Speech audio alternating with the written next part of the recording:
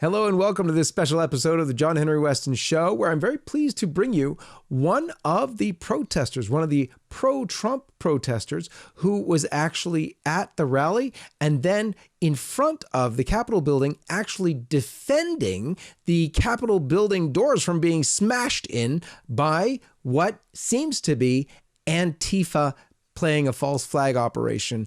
You're going to want to stay tuned.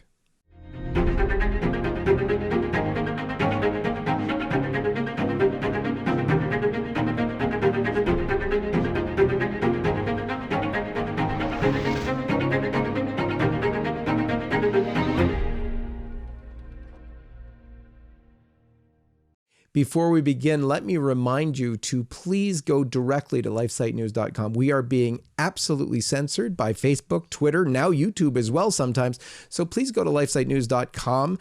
Directly up at the right-hand side of the page, you're going to notice something called subscribe. If you hit that button, you'll be kept up to date on everything we produce, including all of our videos, wherever they might be hosted. And let's begin now, as we always do, with the sign of the cross. In the name of the Father, and of the Son, and of the Holy Ghost. Amen. We're going to call you Joseph. So Joseph, welcome to the program. Thanks for having me on. I totally understand with the massive cancel culture going on right now. You don't want to use your real name. But I want to thank you for being on the program. If you can start, just tell us, first of all, you're from out of state. You're not from DC. You're a Trump supporter.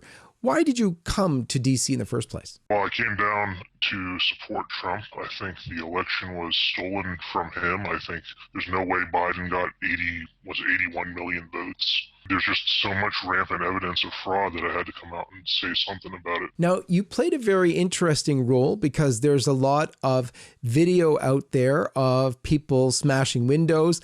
And there's one particular video that's most interesting. A lot of people are screaming Antifa, Antifa, Antifa, while a guy is using some kind of a baton to kind of smash an upper window there. And then someone tackles him and brings him down.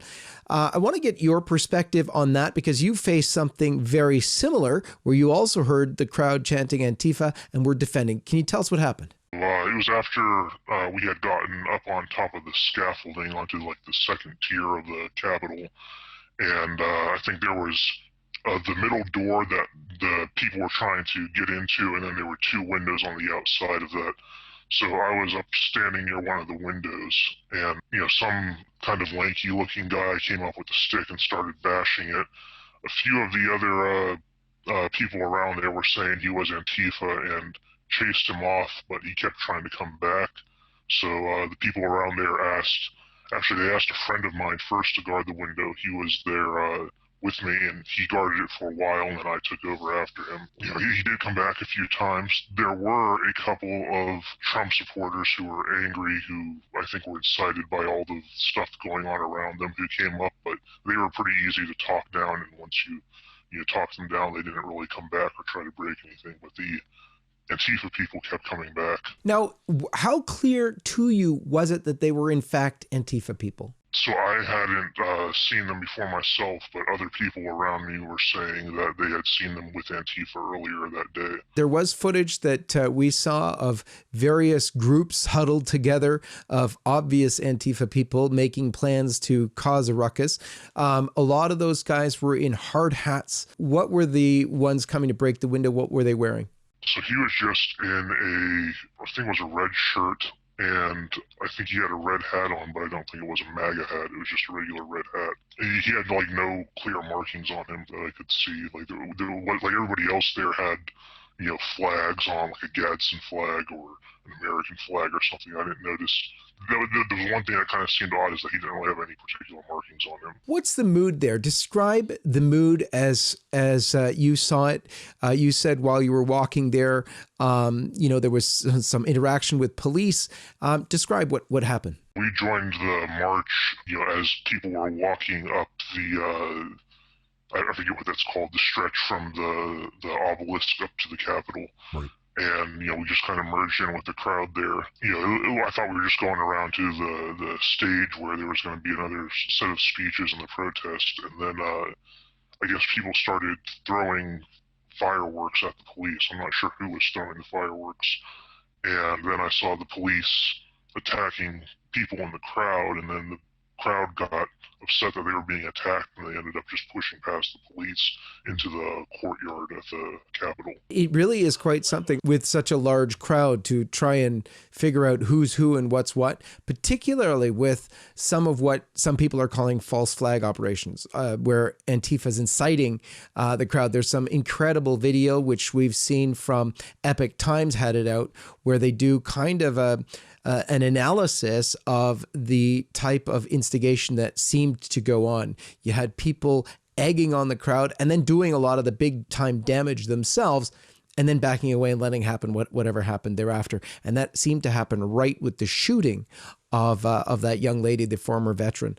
So it was very, very tragic indeed. So you were saying as you were going up there. Yeah, so after people had forced their way into the courtyard, it was kind of like packed in there like sardines pretty tightly. I know there was tear gas going off in there for a while, and that would kind of break it up a little bit, but there wasn't much space to move.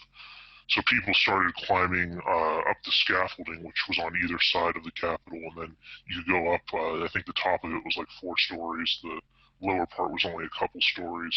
I actually saw something I was surprised to see was there was like little old ladies with walking canes who climbed up the scaffolding, and I held their canes for them and stuff. But you know, then once you're actually up on the scaffolding, it just joins with where the stairs go down normally. So you know, then you could actually leave if you wanted to, or just stay up at the top of the terrace, which is where I was. This is where the people were that were trying to break through, trying to break these windows that you were guarding. Yeah, they would keep coming from time to time because it was more spaced out up top where people could actually come and go up the stairs and get there. I'm like down in the courtyard. And why were you defending the Capitol building? Why were you stopping it from being windows from being broken? What was the motivation there?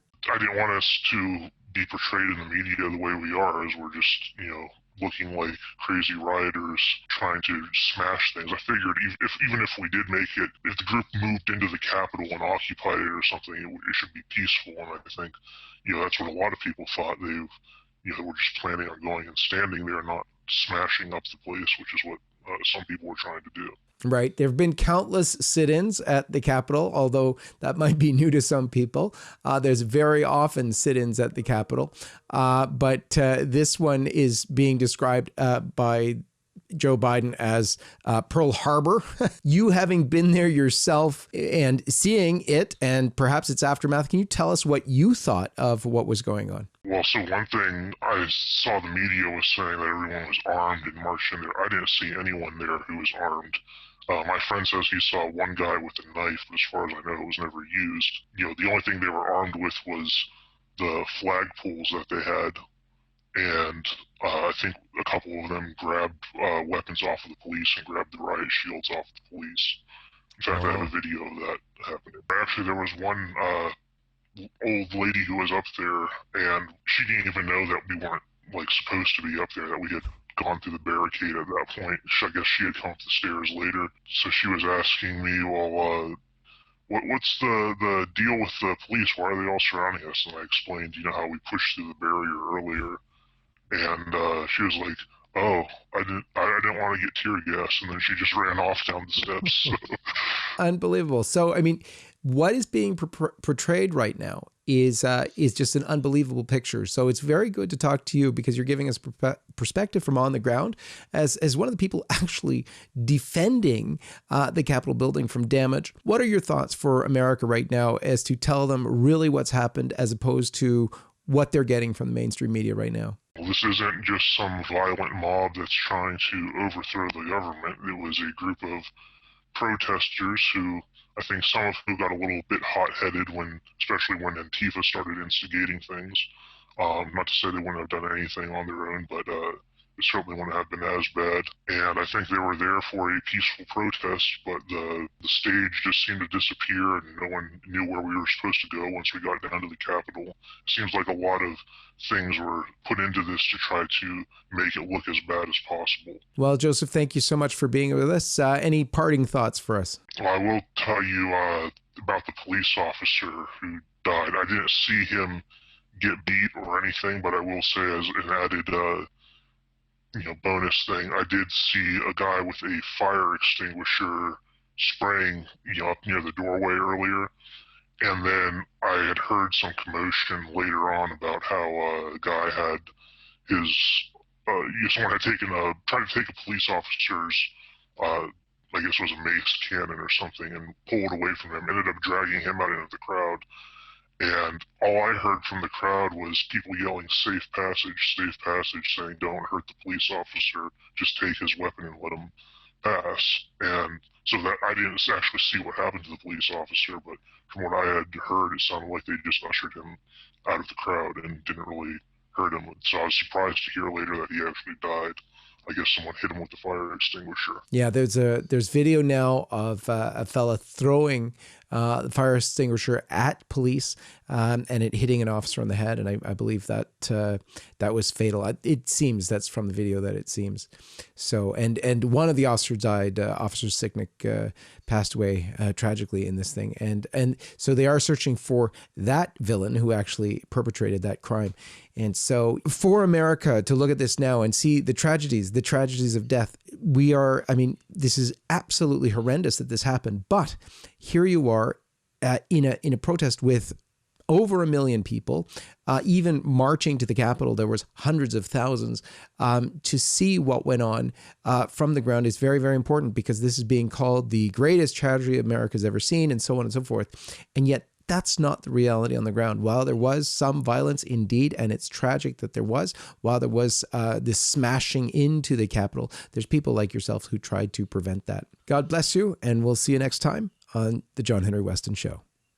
Hello, this is John Henry Weston. I'd like to invite you to subscribe to the John Henry Weston Show YouTube channel if you haven't already done so. There you will find all the past episodes and much more. Thanks again for watching, and may God bless you.